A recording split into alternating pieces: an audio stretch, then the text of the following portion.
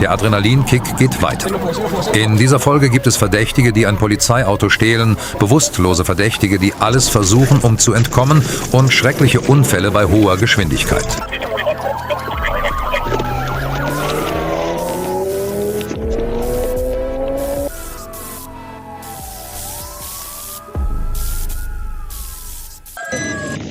Sergeant Holmes von der Arkansas State Police, der mitten in der Nacht auf dem United States Highway 167 in Richtung Norden patrouillierte, stellte fest, dass ein schwarzer Dodge Challenger in einem Bereich, in dem die Höchstgeschwindigkeit 96 km pro Stunde betrug, mit genau 185 km pro Stunde auf dem Radar erschien und forderte das Fahrzeug auf, anzuhalten. Als Officer Holmes sich dem Fahrzeug näherte und durch die Fahrertürscheibe hineinschaute, nahm er den starken Geruch verbotener Substanzen wahr, der aus dem Innenraum drang.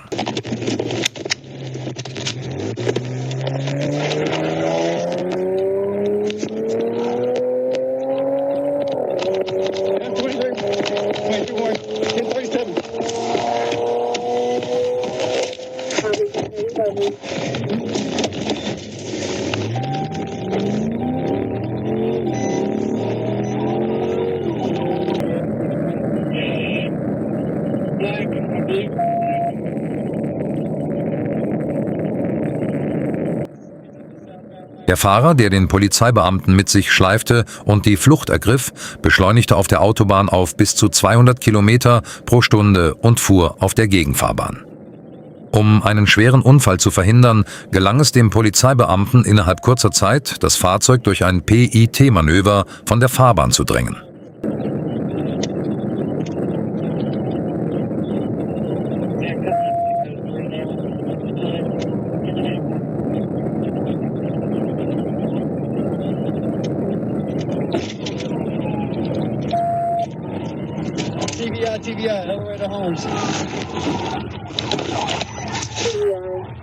Der Luxussportwagen, der durch einen Heckaufprall die Kontrolle verlor, schoss von der rechten Seite der Autobahn ab und prallte heftig gegen den Maschendrahtzaun der Firma Apache Industrial Services. Dieser Zusammenstoß, der einen Sachschaden von etwa $1.500 verursachte, machte den Challenger komplett fahruntüchtig. Unmittelbar nach dem Unfall sprang der Verdächtige aus dem Fahrersitz und nutzte die Dunkelheit der Nacht, um zu Fuß in den Wald zu fliehen. Die im Fahrzeug verbliebene Beifahrerin konnte hingegen problemlos festgenommen werden. Die widerspenstige Beifahrerin, die sich weigerte, ihre Identität preiszugeben und keine der Fragen der Polizei beantwortete, wurde ins Union County Gefängnis gebracht. Auf den kalifornischen Autobahnen haben eine Frau und ein Mann zunächst ein Fahrzeug mit Waffengewalt entführt. Der Verdächtige rammte mehrfach ein Polizeifahrzeug und verursachte mitten in der Wüste einen schweren Unfall. Anschließend entführte der Verdächtige, der zu Fuß floh, auch ein Polizeifahrzeug und brachte die Verfolger zur Verzweiflung. Die Verfolgungsjagd, die wie aus dem Spiel GTA wirkte, wurde Sekunde für Sekunde von der Kamera eines Polizeihubschraubers aufgezeichnet. Der Verdächtige stieg in ein leeres CHP-Streifenfahrzeug, das in der Hitze des Augenblicks mit offenen Türen und laufendem Motor zurückgelassen worden war, setzte sich plötzlich ans Steuer und ergriff die Flucht. Ein anderes Polizeifahrzeug, das direkt neben ihm vorbeifuhr, bemerkte ihn nicht. Doch kurz darauf endete die Verfolgungsjagd, als der Verdächtige erneut einen Unfall verursachte.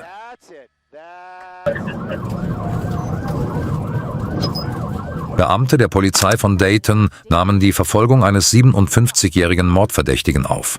Der Mann, der mit seinem roten Pickup auf dem Polizeiradar auftauchte, bemerkte, dass die Polizei ihn verfolgte, trat aufs Gaspedal und sorgte damit für völliges Chaos in den Straßen der Stadt.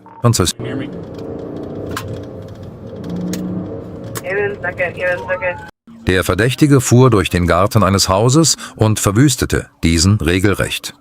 Der Mann, der sich bewusst war, ein schweres Verbrechen begangen zu haben, versuchte alles, um zu entkommen.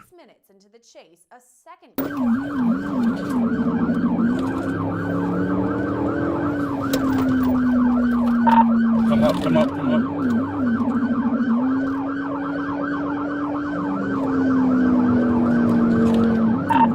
340 on car number 2. I think person's going to be car 1. Still,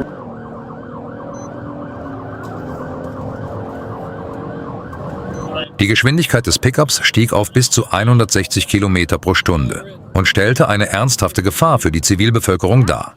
Es dauerte nicht lange, bis der ältere Mann einen schweren Unfall verursachte und gegen einen Pfosten prallte. Wreck out, wreck out, wreck out!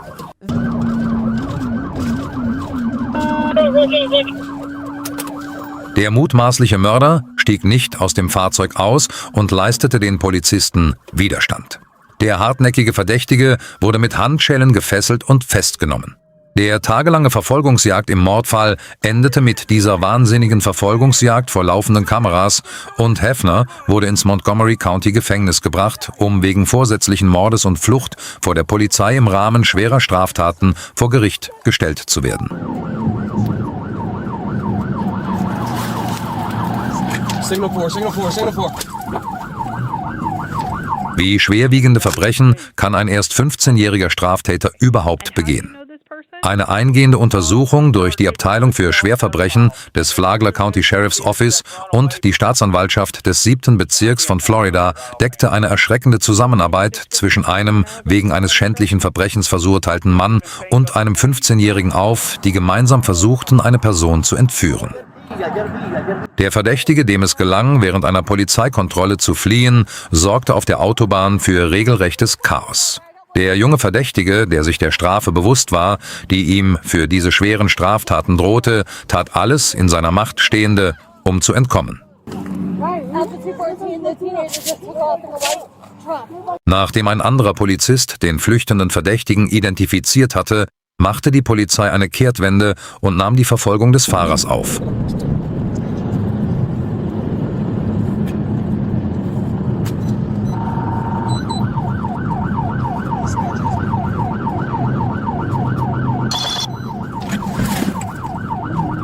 Vehicles all over the road.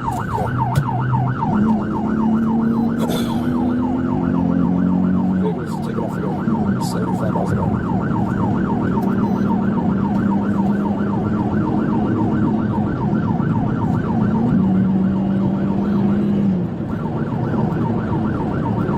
Coming up 100, County Road 55, speed's 90.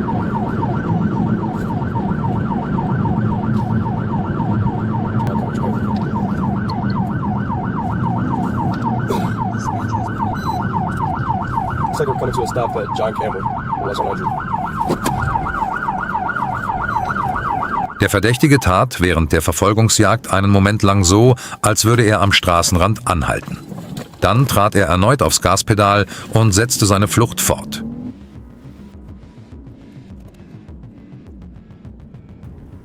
Die Verfolgungsjagd, die eine Weile so weiterging, nahm eine neue Wendung, als der Polizeibeamte überlegte, einen Schritt zu machen.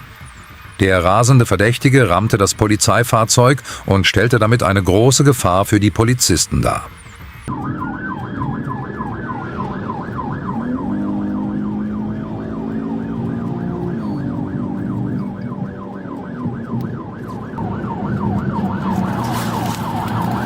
Signal 4, Signal 4, Signal 4. Als zwei Fahrzeuge von der Straße abkamen, überschlug sich der vom Verdächtigen gefahrene Pickup und wurde zu Schrott. Polizeikräfte nahmen den Verdächtigen kurz darauf fest. Aufgrund der Art und Schwere der Straftat wurde auf Beschluss der Staatsanwaltschaft entschieden, den 15-jährigen Junior Bishop nicht vor dem Jugendgericht, sondern direkt als volljährigen Erwachsenen zu verurteilen.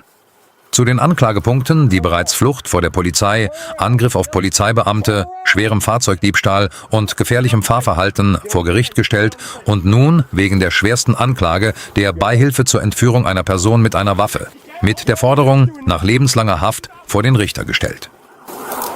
Do not reach, do not move.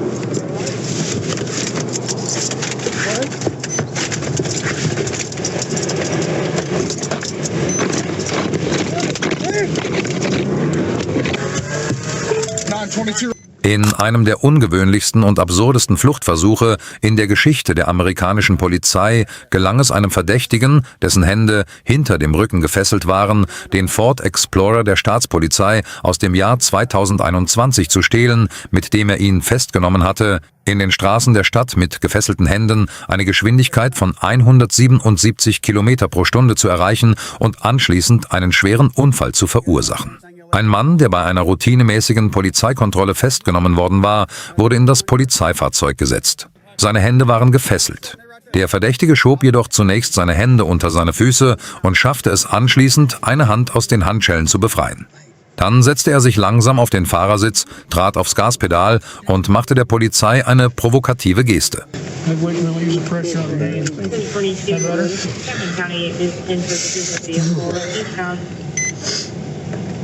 Line 322, Camden County, in pursuit of the vehicle. They are eastbound to the 145. It's a blue Harley Davidson motorcycle.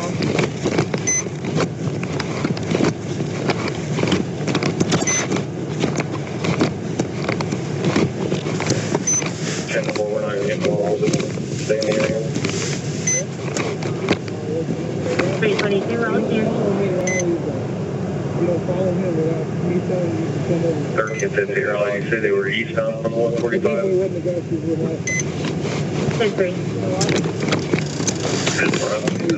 We're all do the same, we won't get involved, we'll be around the Kansas Road. 1358, Rollins here.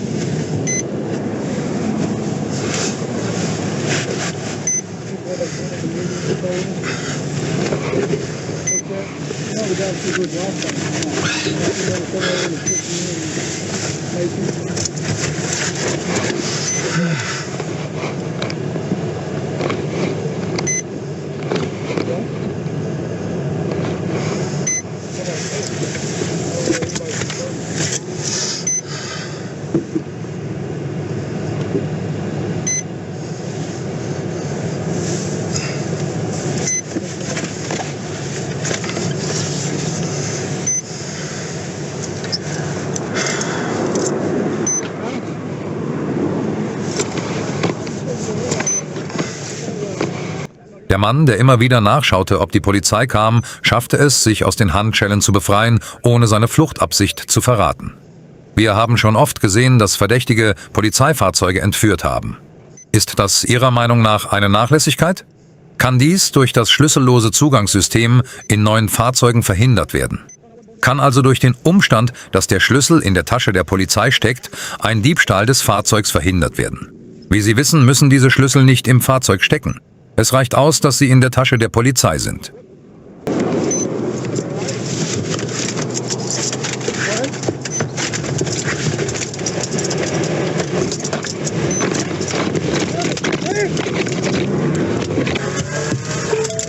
Roll at 306. My card's been taken.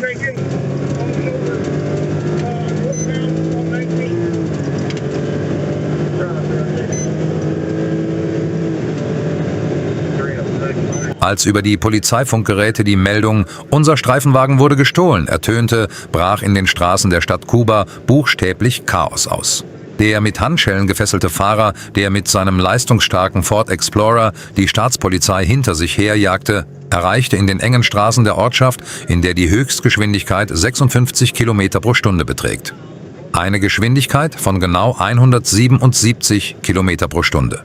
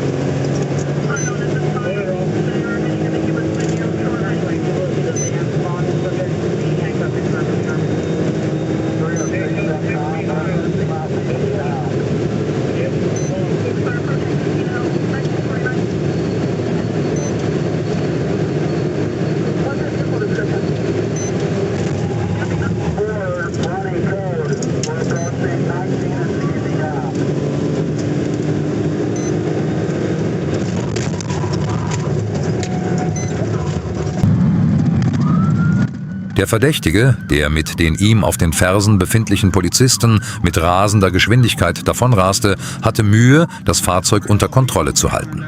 Dass ein Fahrzeug der Polizei in die Hände des Verdächtigen gefallen war, stellte für die Beamten eine äußerst prekäre Situation dar. Die Polizisten taten alles in ihrer Macht Stehende, um das Fahrzeug einzufangen. Bound on 66 towards the zone office.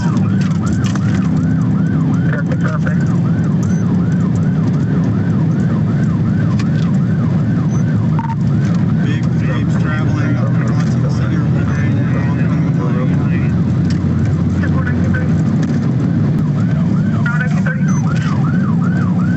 We're gonna switch all up. Vehicle keeps aggressively braking, trying to get hit that.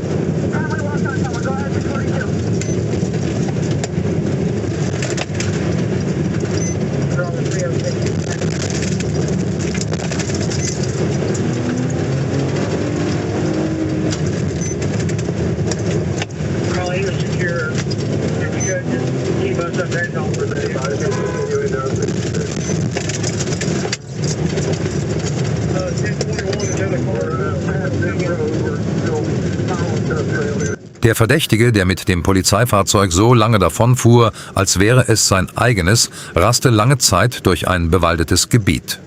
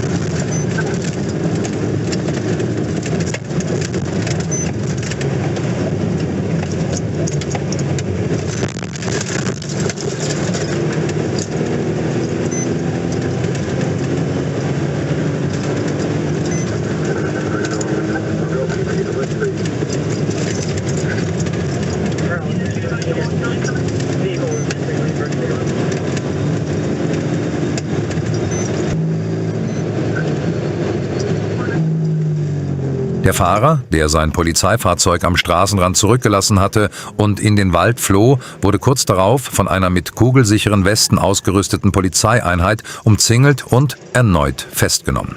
Der hartnäckige Flüchtige, der sich auch nach seiner Festnahme nicht ruhig verhielt und den Polizisten einen falschen Namen nannte, um seine wahre Identität zu verschleiern, wurde vom Crawford County Court aufgrund der gegen ihn erhobenen Anklage wegen 6 schwerer Straftaten, darunter der Diebstahl eines der Staatspolizei zugewiesenen Dienstfahrzeugs, inhaftiert und ins Gefängnis gebracht. Looks like we're coming to a stop here.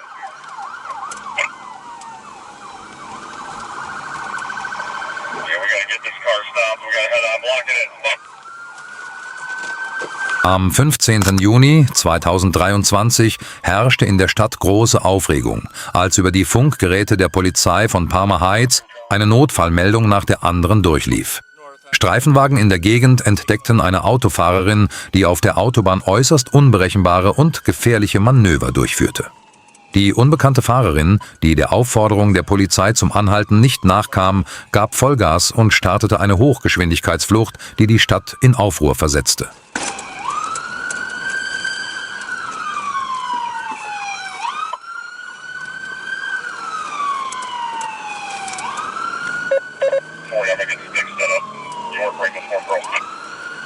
We're heading north on York.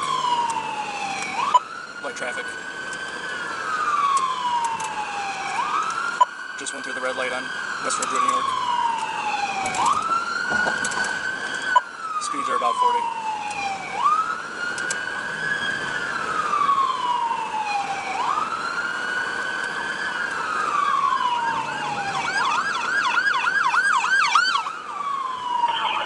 Female driver, sunglasses, straight back here.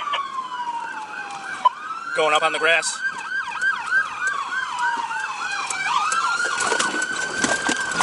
Howard's jeweler. She's stopping. Negative, she's going through the grass again. Just went through the grass.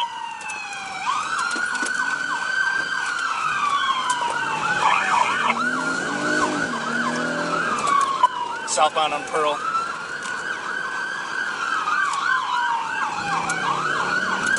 Speed's about 35. Die Autofahrerin raste rücksichtslos über Grünflächen und Gehwege. Begleitet von den Sirenen der Polizei kurfte sie durch die Straßen der Stadt. Still southbound on Pearl, passing Rochelle.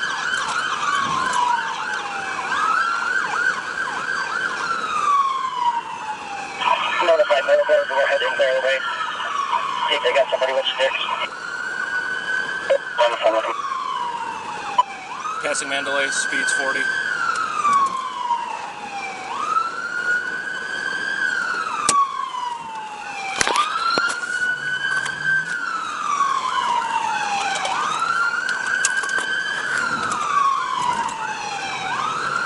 Still southbound, passing Beresford, speeds 40, traffic light.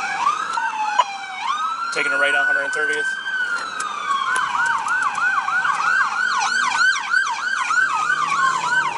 Northbound on 130th, speeds 40, traffic 100. Farmer's got somebody that's going 130th.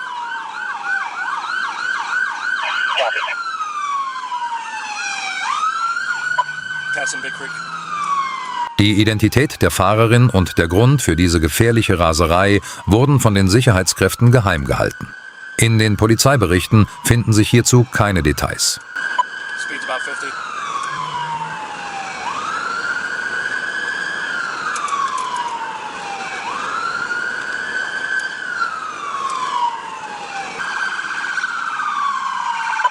Over the curb on snow. Going left on snow. If you can, look up our floor. Come again. Radio, if you get notified, what car? Yes, we're calling out. Westbound on snow, light traffic, speeds 50.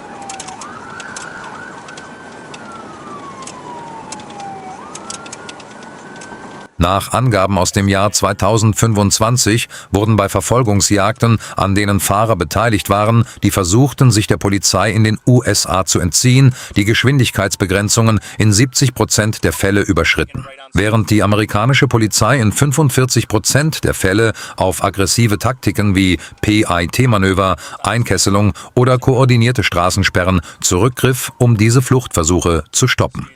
Ein erheblicher Teil dieser Einsätze erfolgte aufgrund der schweren Vorstrafen der Verdächtigen. Im Gegensatz dazu, verzeichneten die deutschen Polizeibehörden, wird im Jahr 2025 zwar ein Anstieg der Zahl flüchtiger Fahrzeuge, die auf Autobahnen und in Städten den Anhaltenbefehlen der Polizei nicht Folge leisten, um 12% verzeichnet, doch haben die deutschen Polizeibehörden unter Berücksichtigung der Sicherheit, der Umgebung und des Lebens unschuldiger Zivilisten etwa 65% dieser Verfolgungsjagden aus der aktiven Verfolgung genommen und die Einsätze an Hubschrauber, technologische Überwachungssysteme und rückwirkende Kennzeichenüberprüfungen übertragen. Welche der beiden Methoden ist sinnvoller, um gegen Straftäter vorzugehen?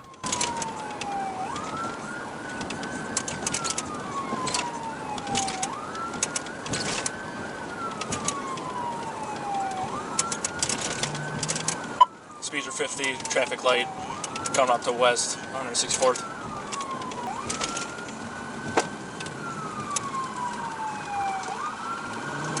Durch einen erfolgreichen Einsatz von Nagelstreifen wurden die linken Reifen des Fahrzeugs zerstochen. Is that a hit? Die Fahrerin setzte ihre Flucht jedoch noch eine Weile fort.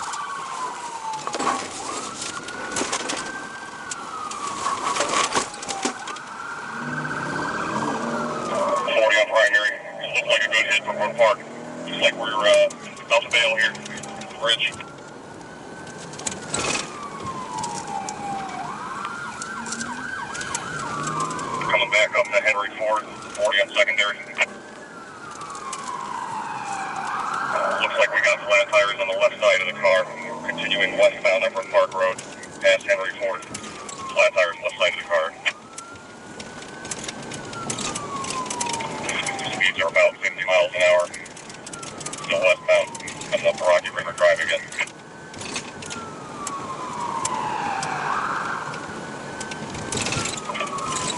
Coming up to a red light to the highway off-ramp. Driving in the center lane, 2 flat tires left side. Speeds are about 25. Just sideswiped a tan Hyundai. It looks like they just took a mirror off. It's not going to be injured. Continuing westbound at Rocky River. Speeds are 35. And just sideswiped another van here. Continuing westbound.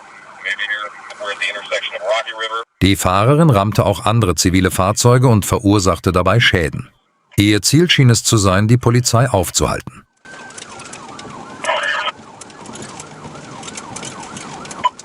Still westbound Upper Park. 6-6 radio. It appears that she was intentionally trying to push into other cars. Yep. 40, we're still westbound on Park Road. We're coming up to the bridge here. Coming to Fairview Park. If you can give them a call, let them know. Coming up to Graydon. And looks like we're going to go past Graydon. Continuing westbound. Speeds are 40, lost. Nope, there's debris in the roadway. Curb lane, 2 tires. We're getting on 480 east. And it looks like speeds are about 15 right now. Might be coming to a stop here on the on-ramp.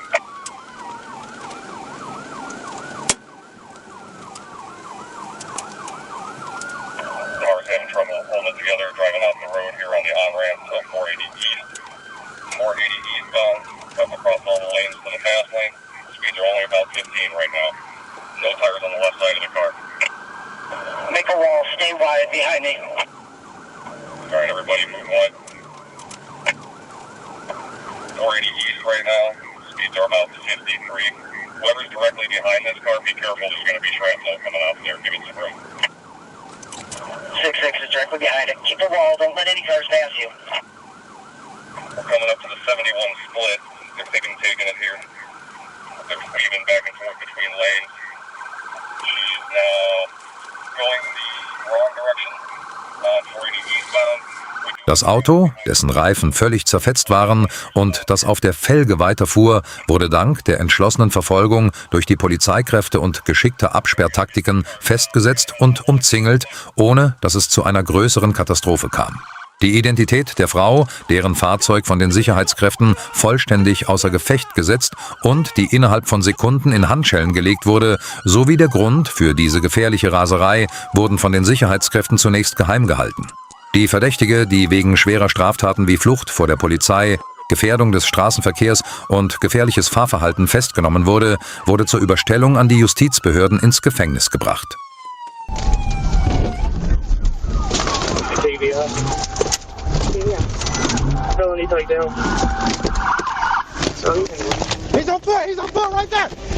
Ein Autofahrer, der wegen eines gewöhnlichen Verstoßes gegen die Kennzeichenbeleuchtung angehalten wurde, gehorchte der Polizei zunächst und fuhr rechts ran.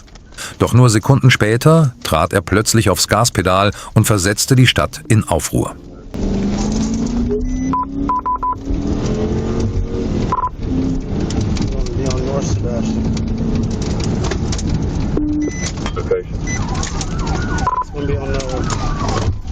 Chevy Cruise, Michigan, Santa Cruz North.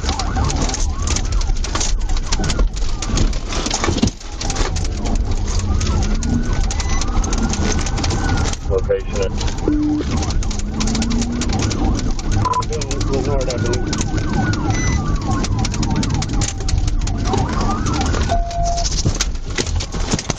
Station on beyond 300.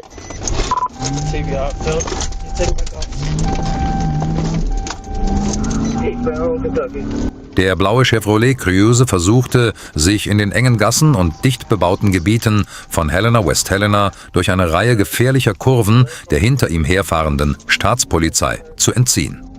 Ohne Rücksicht auf die Anwohner nahm Corporal Medley die Verfolgung des Fahrers auf, ohne dabei den Überblick zu verlieren und stets die Ruhe bewahrend.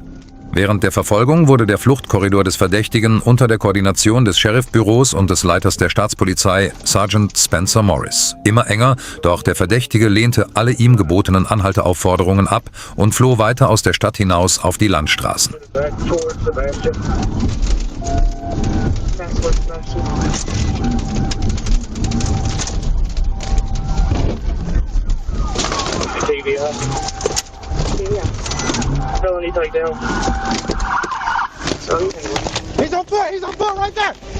Nachdem die Polizeikräfte das Fahrzeug in die Enge getrieben hatten, öffnete der Fahrer die Tür und versuchte, zu Fuß in den Wald zu fliehen, um die Dunkelheit der Nacht auszunutzen. Doch nach einer Verfolgungsjagd, bei der das Gebiet abgeriegelt wurde, konnte der 39-jährige Antonio J. Walker aus West Helena festgenommen, zu Boden gedrückt und mit Handschellen gefesselt werden. Bei der Durchsuchung des Fahrzeugs und des Verdächtigen wurden verbotene Substanzen und Konsumutensilien sichergestellt.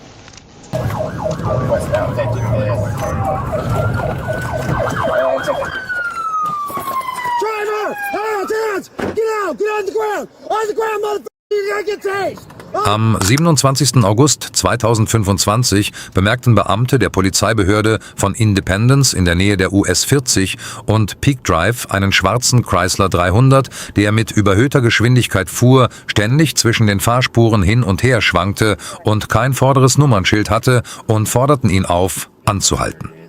Als sich der Beamte dem Fahrzeug sicher näherte, trat Curtis Johnson, der Dritte am Steuer, plötzlich aufs Gaspedal und startete mitten auf der Autobahn eine rasante Flucht.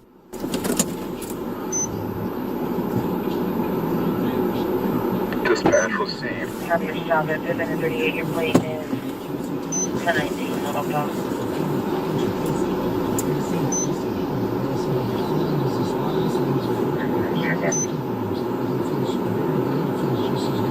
Copy. You got it, 1031.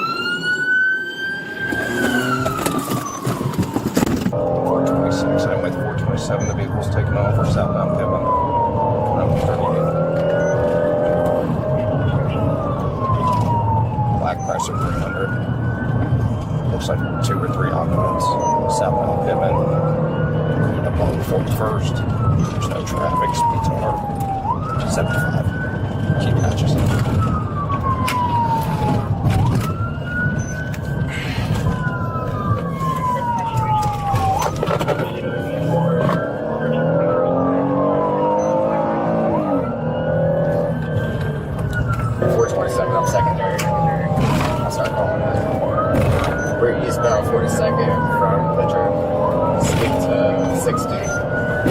traffic with us currently.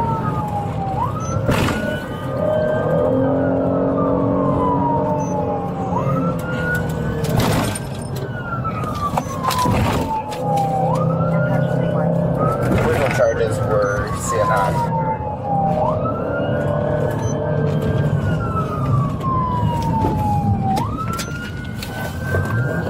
Alright, it looks like we're gonna go eastbound on Toledo. Still no traffic with Johnson versuchte, sich mit seinem Chrysler 300 von der ihn verfolgenden Polizeieinheit zu lösen und fuhr dabei die verkehrsreichsten Straßen der Gegend wie Pittman Road, Northern Avenue, Sterling Avenue, Blue Ridge Boulevard und 63. Street kreuz und quer ab. Der rasende Fahrer, der mitten in Wohn- und Gewerbegebieten Geschwindigkeiten von über 160 Kilometer pro Stunde erreichte, ignorierte rote Ampeln, raste über Kreuzungen und wechselte, um der Verfolgung zu entkommen, komplett auf die Gegenfahrbahn, wo er mitten im zivilen Verkehr regelrecht todesmutige Schlangenlinien fuhr. Alright, I briefly went into oncoming to pass some vehicles at 47th Street.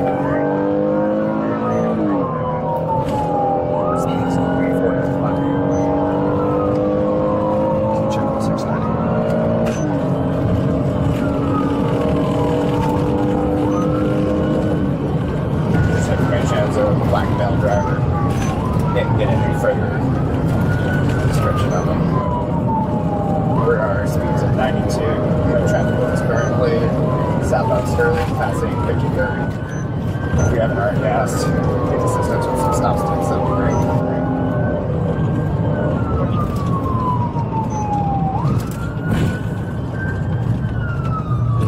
Coming up to Blue Ridge. Looks like we're gonna go westbound Blue Ridge. This speeds a bit in, passing the car and turn right. Going the traffic with us.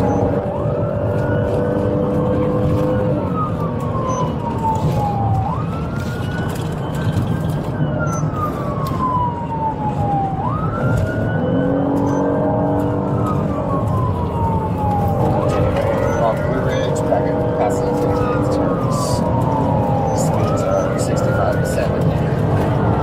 We're braking for a red light at 59. No traffic like this. Der Fahrer, der beim Einfahren in Kreuzungen nicht einmal den Fuß auf die Bremse setzte, verwandelte die Straßen der Stadt regelrecht in eine Rennstrecke.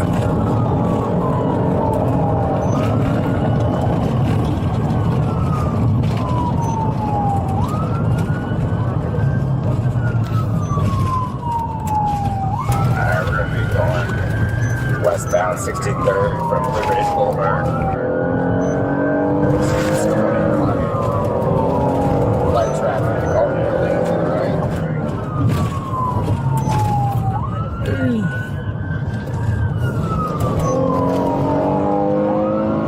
Going through the right at Raytown Road. Right way yield for us. Speeds 58 to 5. No traffic with us currently.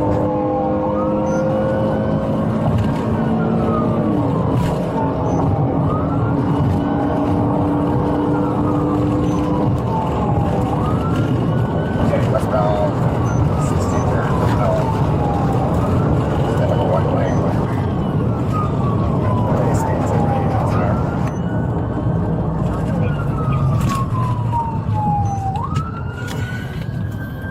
Oh!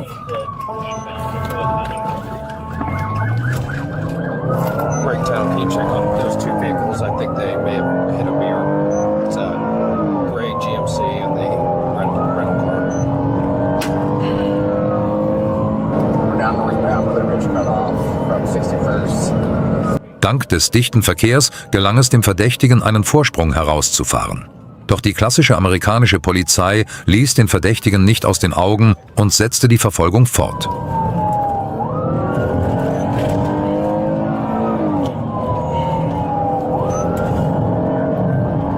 About 59 speeds of 16. No traffic with us.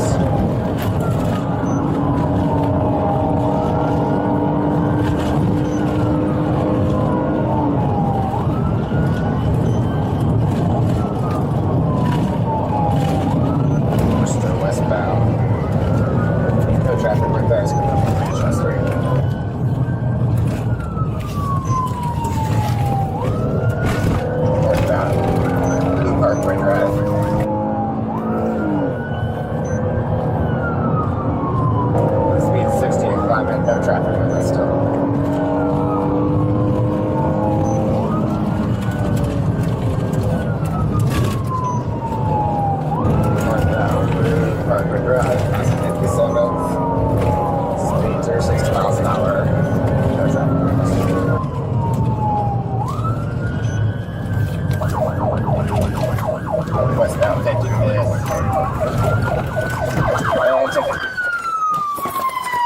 car! Hands, hands! Get out! Get on the ground! On the ground, motherfucker! You're gonna get tased! Der Fahrer verfehlte auf der 55. Street eine Kurve, kam von der Fahrbahn ab und prallte mit voller Wucht gegen eine Betonbrückenkonstruktion. Durch die Wucht des Aufpralls wurde der Luxussedan völlig zerstört und war nicht mehr fahrtauglich. Nach dem Unfall wurde das Fahrzeug innerhalb von Sekunden von Polizisten in kugelsicheren Westen umstellt. On the ground! On the ground! On the ground! Don't move! Hold on. Crawl back to me! Crawl back to me! Crawl back to me! Crawl, mother... Crawl! Crawl! Crawl! You got the car? Crawl! If you go for your waistband, you're getting tased. Keep crawling. Crawl to me! Crawl to me! Crawl to me! You're gonna get tased! I can't see. Crawl to me! I got stuff in my eye, bro. Stay on your side, like I can't that. breathe. Sorry, I can't breathe for real. You can breathe like that. I dead ass can't breathe. Breathe. All right. There's stuff in my mouth and my nose. I can't Okay. breathe. Can I sit Just up? relax. Can I please just sit up? This is a better There's nobody position for else- you. Just relax. I will sit you up in a second after. Listen. I'm telling you, I can't listen breathe, to sir. me. I can't breathe. As soon as I clear the Okay. car, I will come and set There's you up. nobody else in the car. We got it on you, buddy. I can't breathe. You got front. I got back. No. Gotcha.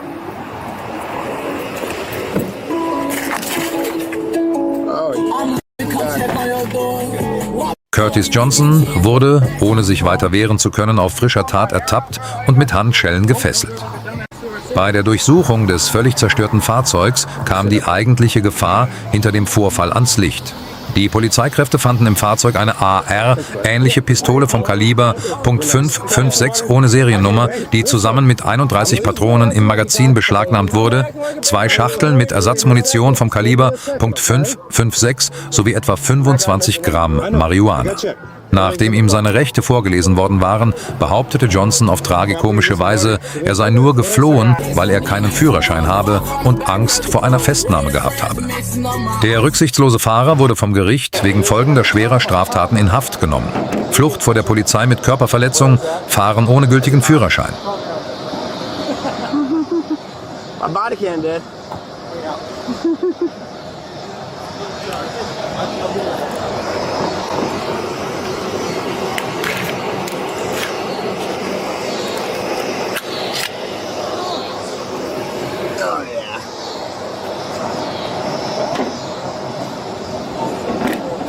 Lean out. Huh? Lean out. I'm giving you a waterfall. out? Yeah, I'm giving you a waterfall. You ain't touching my lips. I don't want to touch your lips, bro. I know you looking at me. My lips bleeding and stuff. You got like a little bit of blood. in the airbag, buddy. It's just the dust and stuff. You're